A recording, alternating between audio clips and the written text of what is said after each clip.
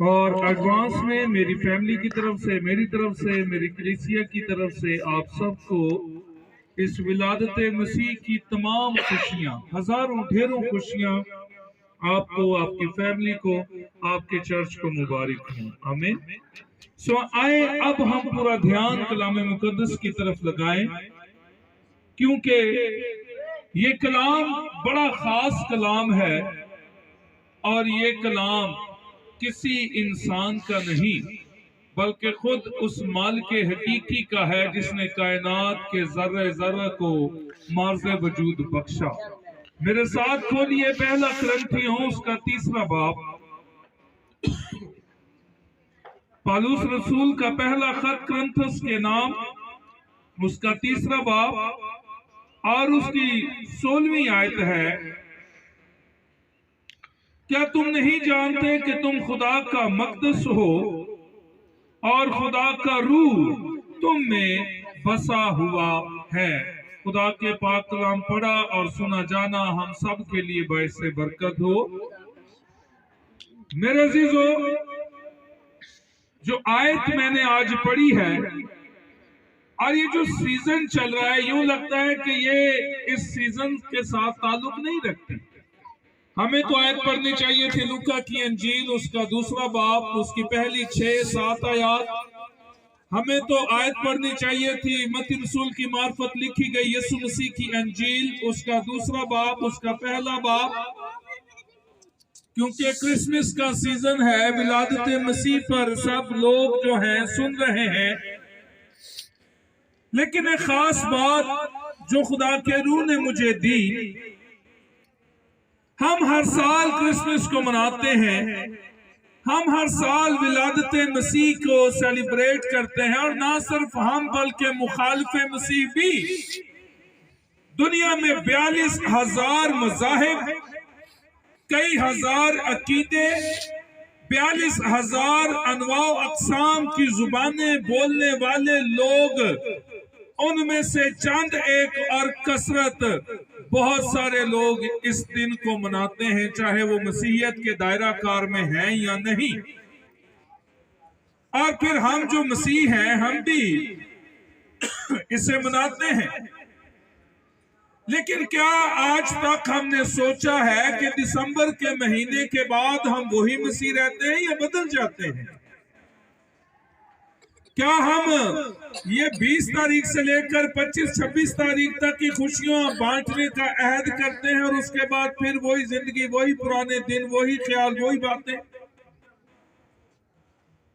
تو پھر ہمیں کچھ کرنا پڑے گا کہ ہم خدا کی نظر میں ایسے مقبول ہوں کہ وہ اپنا ہاتھ بڑھائے اور ہمیں اپنی خدمت کے لیے، اپنی پہچان کے لیے۔ کلام مقدس میں لکھا ہے کہ وہ دنیا کی انتہا تک اس کے گواہ بن کر پہنچیں گے اور اس کے نام کی تمجید اور جلال کو ظاہر کریں گے۔ اور یہ کب ہوگا؟ پالوس کرنتھس کی کلیسیا کو سکھاتا ہے، کیا تم نہیں جانتے کہ تمہارا بدن خدا کا مقدس ہے اور اس کا روح تم میں بسا ہوا ہے؟ خدا کے روح کو اپنے اندر بسانا کوئی قوم یہ دعویٰ نہیں کر سکتی۔ خدا کو اپنے اندر رکھنا، اس کے بیٹے کہلانا کوئی بھی ایکسپٹ نہیں کرتا۔ وہ تو خدا ہے، ہم کیا ہوتے ہیں کہ اس سے ایسی حیثیت رکھیں؟ لیکن در حقیقت یہ ہمارا بدن جس میں خدا رہنا چاہتا ہے، یہ اس کا مقدس ہے، یہ پاک جگہ ہے۔ مقدس کے اندر ایک مذبح ہے جس کے اوپر اس کی موجودگی کا احساس ہمیں ہر وقت ہونا چاہیے، اور وہ احساس ہمیں مسیحی زندگی گزارنے پر آمادہ کرتا ہے۔ جب خدا نے موسیٰ سے کہا، موسیٰ کہ تو میرے لیے خیمہ اجتماع کو بنا، میرے لیے تو سارے انتظام کو جو ہے اس کا نقشہ تیار کر، تو وہاں بڑی خاص چیز خدا نے کہی کہ تو نے ایک مذبح، ایک مقدس، ایک مقدس جگہ بنانی ہے، اور اگر احبار کی کتاب کا مطالعہ کریں تو ہمیں موسیٰ کے ساتھ خدا کی وہ بات شیت ملتی ہے۔ احبار کی کتاب اس کا 6واں باب اور اس کی جب 8ویں آیت سے لے کر ہم 13ویں آیت تک پڑھیں گے تو ہمیں ذکر ملے گا اس بات کا۔ لکھا ہے، اور مذبح پر آگ جلتی رہے اور کبھی بجھنے نہ پائے، اور کاہن ہر صبح کو اس پر لکڑیاں جلا کر سوکھنی قربانی کو اس کے اوپر چن دے، اور سلامتی کے ذبیحوں کی چربی اس کے اوپر جلایا کرے۔ پھر دوسری بار کہا کہ مذبح پر آگ ہمیشہ جلتی رکھی جائے، وہ کبھی نہ بجھ پائے۔ اب پالوس سکھاتا ہے کہ اے بھائیو، کیا تم اس بات سے بے خبر ہو کہ اب تمہارا بدن جو ہے وہ خدا کا مقدس ہے؟ اب یہ جو مقدس ہے، اگر اس سے کسی کو فائدہ نہ ہو تو اس مقدس کا بھی کوئی فائدہ نہیں۔ ایلیا نے ایک مذبح بنایا، وہ ڈھایا ہوا مذبح اس نے پھر سے تیار کیا، پہلے بالکل کرینے سے پتھروں کو رکھا جو جس طرح کی اس کی شیپ تھی، اور پھر کرینے سے اس کے اوپر لکڑیاں رکھی، اور پھر اس دعوے کو اس نے خدا کے حضور میں پیش کیا کہ اے خدا، آج وہ خدا ہوگا جو آگ سے جواب دے گا۔ جب آگ سے جواب اس نے مانگا تو اس سے پہلے اس نے مذبح کو مضبوط کیا، اس نے ڈھائے ہوئے مذبح کو تخلیق کیا، اس نے ڈھائے ہوئے مذبح کو پھر سے اس کی شکل دی تاکہ وہ مذبح جس پر خدا آگ بھیجے وہ کامل ہو، وہ کمزور نہ ہو، کہ ایسا نہ ہو کہ آگ آئے وہ گر پڑے اور قربانی بھی اور مذبح بھی ٹوٹ جائے۔ ہم بڑی بڑی خواہشیں تو کرتے ہیں، ہم بڑے بڑے دعوے تو کرتے ہیں، لیکن کیا فائدہ اگر ہمارا مذبح کمزور ہو؟ جب خدا ہمیں اس لمحوں ان وقتوں سے گزارے اور ہم پھر اس کو بھول جائیں۔ میرے عزیزو، آئیں کلام مقدس سے دیکھیں کہ اس مذبح کو ہم کیسے مضبوط رکھ سکتے ہیں، اس کی تعمیر کیسی ہو سکتی ہے۔ ہمارے بدن خدا کا مقدس ہے، ہمارا دل جو اس کے اندر ہے وہ اس کا مذبح ہے جس کے اوپر کلام مقدس کی آگ ہمیشہ جلتی رہنی چاہیے۔ اور خدا نے کہا کہ یہ جو آگ جلتی رہے گی وہ اس بات کی نشانی ہوگی کہ میں خداوند تمہارا خدا تمہارے درمیان چلتا پھرتا اور بستا ہوں۔ وہ آگ کی نشانی اس بات کی گواہی ہوگی کہ میں خداوند خدا تمہارے ساتھ ہوں۔ اور پھر کہا کہ تم دنیا کی طرح اور معبودوں کو اپنا خدا نہ سمجھ بیٹھنا۔ استثنا کی کتاب 4واں باب 6 آیت، سن اسرائیل، خداوند تیرا خدا ایک ہی خدا ہے۔ اس کے اندر بہت بڑا علم اور بہت بڑا بھید ہے جو آج مختلف لوگوں کے لیے یہ بن چکا ہے کہ خدا نے اسرائیل کو کہا کہ ایک ہی خدا ہے۔ آپ یسوع کو بھی خدا کہتے ہیں تو یہ تو آپ غلط کرتے ہیں۔ ہمارا مذبح جو اس نے ہمیں دیا ہے، اگر ہم صرف کرسمس کے دنوں میں محبت کو بانٹیں اور کرسمس کے سیزن میں ہی ہم اپنی دلی رنجشوں کو چند دنوں کے لیے مٹائیں اور اپنے منہ کو صرف استعمال کریں، دل کو نہیں، دل کو ہم اکثر استعمال نہیں کرتے۔ چل خیر کوئی گل نہیں، پھر بات اونجی ہونا، جدو اساں سوچ رہے اونجی ہونا تو پھر اونجی ہوئے گا۔ کرسمس ہر سال آتا ہے، ولادت مسیح ہر سال ہر ایک شخص مناتا ہے۔ فائدہ مند چیز یہ ہے کہ ہم اپنے بدنوں سے اس کے جلال کو ظاہر کریں، ہم اپنے خاندانوں سے اس کی عزت کو قائم کریں، ہم اس کے اپنے کردار سے اس کو ظاہر کریں۔ That is our God، یہ ہمارا خدا ہے، یہ اس کا بیٹا یسوع ہے، یہ اس کے حکم ہے، یہ اس کے فرمان ہے کہ تم اپنے دشمنوں سے بھی محبت رکھو۔ کیا صرف اس کی ولادت کو ملا کر ہم بہت خوش ہو جاتے ہیں کہ ہم مسیح ہیں؟ نیور ایسا से कभी नहीं हो सकता।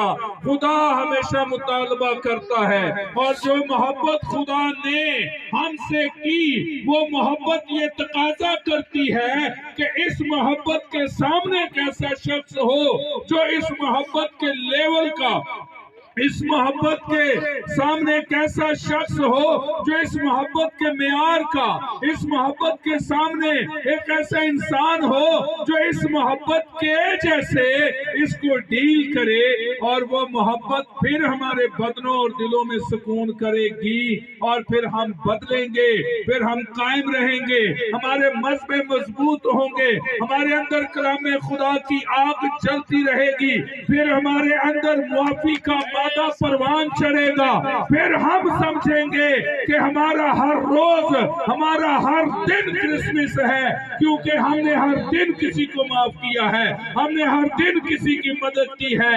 ओ सुल्तान अंबिया का ये फरमान है कि इब्ने आदम खोए हुओं को ढूंढने और निजात देने आया है। हम बजाय निजात के अगर नुकसान का काम करें तो फिर विलादत मसीह हमारे लिए खाली लफ्जों का खेल होगा।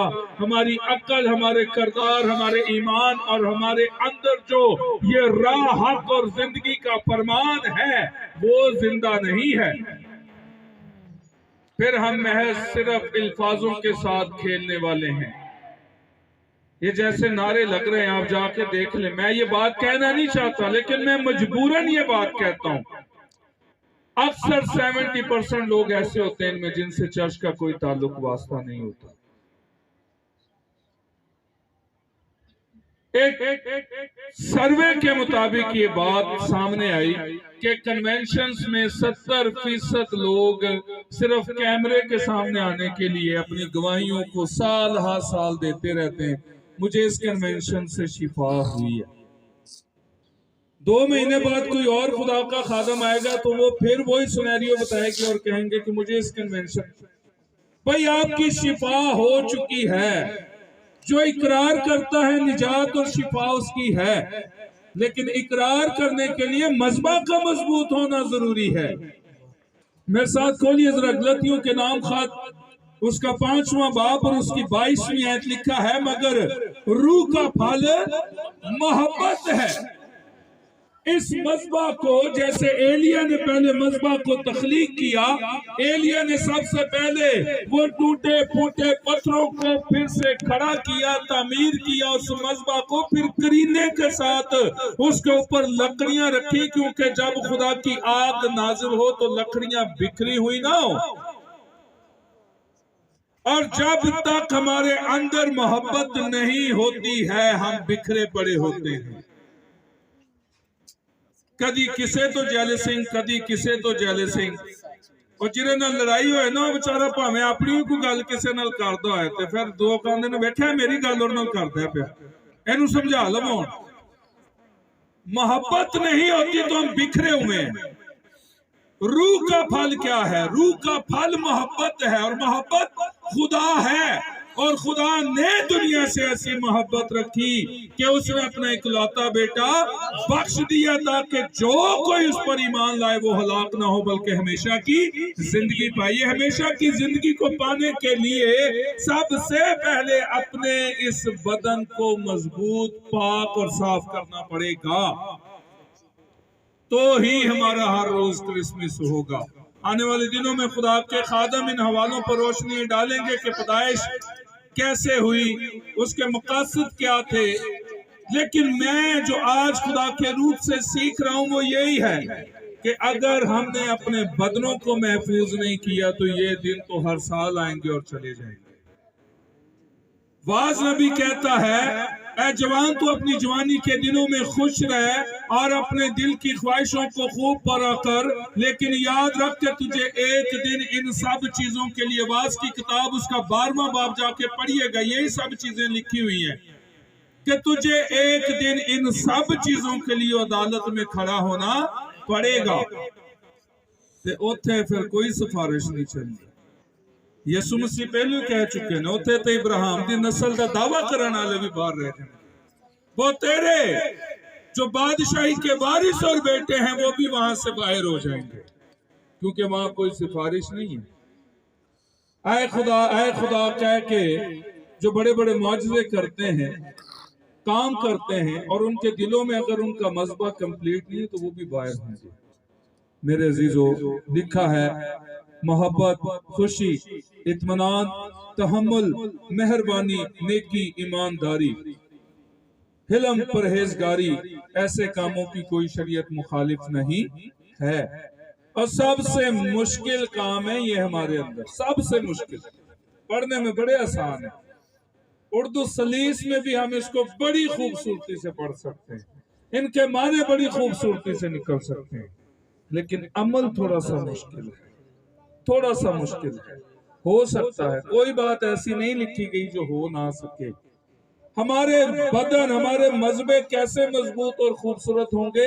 سب سے پہلے ہم اپنے اندر محبت کے عنصر کو مضبوط ہونے دیں۔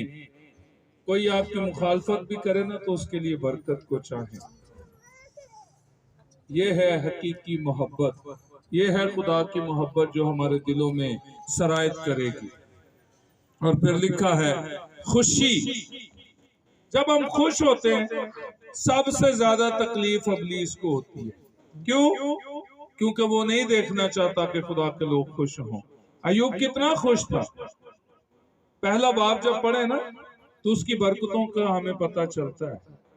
کتنا خوش تھا، بیٹے بھی، بیٹیاں بھی، ان کی اولادیں بھی ہوں گی، ان کی بیویاں بھی ہوں گی، ان کے بیٹیوں کے شوہر بھی ہوں گے۔ یوں گنتا ہوگا 7 بیٹے اس کے، 1 2 3 4 5 6 7، ساتوں کی بیویاں، ان کے بچے، بیٹیوں کے شوہر، ان کے بچے۔ کیا قصور تھا اس کا؟ خدا سے ڈرتا تھا، اس خدا نے اسے خوش کیا ہوا تھا۔ ابلیس نے کہا ایسا تو ہو ہی نہیں سکتا۔ ہم نے ہر حال میں خوش رہ کے اپنے بدن کو مضبوط کرنا ہے، اس مذہبہ کو مضبوط کرنا ہے، تاکہ جب اس کے کلام مقدس کی آگ ہمارے دل میں آئے تو ہم اس کو برداشت کر سکیں۔ ہاللیلویہ۔ یہ وہ دنیاوی پہلو ہیں جن سے ہم اپنے مذہبہ کو مضبوط کر سکتے ہیں۔ اور پھر اطمینان، تحمل۔ وقت یہ اجازت نہیں دے رہا کہ ہم کچھ آگے بڑھیں، لیکن پھر بھی دنیاوی پہلوؤں کے ساتھ ہمیں روحانی پہلوؤں کو بھی پیوست کرنا پڑے گا، تو ہی یہ مذہبہ خوبصورت بنے گا۔ ہاللیلویہ۔ لکھا ہے افسیوں کے نام خط اس کا 6واں باب اس کی 13ویں آیت، اس واسطے تم خدا کے سب ہتھیار باندھ لو تاکہ برے دن میں مقابلہ کر سکو اور سب کاموں کو انجام دے کر قائم رہ سکو۔ ایسا نہ ہو کہ جب ابلیس تمہیں ستانے کے لیے، گرانے کے لیے آئے اور تم گر جاؤ، بلکہ خدا کے سب ہتھیار باندھ لو تاکہ اس کو کچلو، اس کو مارو، اس کو بھگاؤ، اس کو شرمندہ کرو، کیونکہ شرمندگی اس کا نصیب ہے اور فتح مندگی آپ کا حصہ اور فتح مندی آپ کا حق ہے۔ لیکن جب تک ہمارے مذہبے ہی قائم نہ ہوں گے تو وہ شرمندہ ہوگا نہیں، وہ خوش ہوگا۔ پس سچائی سے اپنی کمر کس لو۔ یہ روحانی پہلو ہے، ہم نے پہلے دنیاوی پہلوؤں کو دیکھا، اب روحانی پہلوؤں کا۔ سچائی سے اپنی کمر کس لو، جھوٹ نہ بولو، تیرا کلام ہاں کی جگہ ہاں اور نہ کی جگہ نہ ہو۔ نہ تو اپنی قوت سے ایک سفید بال کالا کر سکتا ہے، نہ کالے کو سفید کر سکتا ہے، کیونکہ یہ سب اختیار تیرے آسمانی باپ کے پاس ہے۔ اور وہ ابلیس کیا ہے؟ جھوٹوں کا باپ ہے۔ خدا نے کہا کہ تو نے جھوٹ نہیں بولنا۔ استثنا کی کتاب، احبار کی کتاب کا جب مطالعہ کریں تو ہمیں یہ باتیں وہاں ملتی ہیں۔ پالوس سکھاتا ہے پس سچائی سے اپنی کمر کس لے، سچائی بول، پھر راست بازی کا بختر لگا تاکہ اس کا کوئی بھی تیر جو تیرے سر کو یا تیرے سینے کو زخمی کر سکتا ہے وہ تجھ پر غالب نہ آئے۔ یسایہ کی کتاب میں، یسایہ کے صحیفہ میں لکھا ہے کہ وہ تیرے خلاف جتنے ہتھیار بنیں گے سب کو توڑ دے گا۔ اور اگر کوئی آئے گا، اگر آپ کے پاس یہ راست بازی کا بختر ہوگا تو آپ اس کا مقابلہ کر سکتے ہو۔ پھر ہے پاؤں میں صلح کی خوشخبری کے تیاری کے جوتے، اور ان سب کے ساتھ ایمان کی سپر لگا کر رہو، جس میں تم اس شریر کے سب جلتے ہوئے تیروں کو बुझा सकते हो, और निजात का खौद और रूह की तलवार जो कलाम है ले लो। हालेलुया। ये वो पहलू हैं जिनसे हम रूहानी पहलुओं में और दुनियावी पहलुओं में अपने बदन को मजबूत और खूबसूरत बना सकते हैं। और अगर पहला करंथियों 3 बाब 16वीं आयत से आगे 17वीं आयत पढ़ें तो वहां लिखा है, जो इस मकदस को बर्बाद करेगा खुदा उसे बर्बाद करेगा। इस दुनिया में नहीं, वो खुद ही हो जाता है। जो नशे करते हैं, जो बुरी हरकत और सुकनात में शामिल होते हैं, खुद ही बर्बाद हो जाते हैं। फिर असी अक्सर एक जुमला कहने, जो खुदा दी मर्जी। मैं इस पर एक मिसाल देता हूं, उसके बाद हम आमीन करेंगे। हम अक्सर जानते हैं कि इस शख्स ने अपनी मौत खुद खरीदी। कलाम मुकद्दस में भी ये बात है, खुदा हाय के साथ ये बात करता है, हाय मेरी कौम ने अपनी मौत मूल खरीदी। और हम कहते हैं चलो फिर जो खुदा दी मर्जी। एक रोड है, बड़ा बिजी रोड है, वो शारा फैसल ही आप लगा लें, उसके ऊपर क्रॉसिंग ब्रिज बने होंगे, और पता है कि क्रॉसिंग ब्रिज से हम पार जाएंगे तो बच जाएंगे, नीचे से जाएंगे तो कुछ भी होगा। ज्यादातर लोग क्या करते हैं, नीचे से जाते हैं। तो फिर कहना खुदा दी मर्जी। हम अपने बदन की हिफाजत खुद नहीं करते, हम खुद इसे बर्बाद कर देते हैं और फिर कहते हैं चलो खुदा की मर्जी। नहीं मेरे जीजो, खुदा का कलाम आज ये सिखाता है, हमारा बदन रूहानी और दुनियावी दोनों पहलुओं में मजबूत हो, ये मज़बा और ये मकदस मजबूत हो, ताकि खुदा इससे खुश हो, हमारी मोहब्बत दूसरों तक फैले, हमारा एहसास दूसरों तक फैले, हम अपनी मोहब्बत को यीशु मसीह में होकर दुनिया में फैलाएं, लोग जाने कि ये उसके शागिर्द हैं, उसके लोग हैं। ईद विलादतुल मसीह का यही पैगाम है, यीशु का यही पैगाम है कि मैं गुनहगारों के लिए आया हूँ, मैं उनको राह रास्त पर लाने के लिए आया हूँ, उनके लिए अपनी जान देने के लिए हूँ, ताकि वो बच जाए। और हमने भी यही करना है। हमने हर उस शख्स तक अपनी अप्रोच को लेकर जाना है, हर रोज, ना सिर्फ दिसंबर में, जो जरूरतमंद है, जो दुखी है, जो फिक्रमंद है, जिसके पास ऐसे वसाइल नहीं है, तो उसके मसाइल बहुत बड़े हैं, उन तक पहुंचे, अपने बदन को, अपने मसीहा का पैगाम लेकर उन तक पहुंचे, उनकी हेल्प करें, मोहब्बतों को बांटे, क्योंकि वो यीशु मोहब्बतों का बानी है। Hallelujah, hallelujah, hallelujah, hallelujah, hallelujah. कोई अपनी जान किसी के लिए नहीं देता, लेकिन जब वो आया तो उसका मकसद ये था कि वो अपनी जान कुर्बान करे और हम सबको बचाए।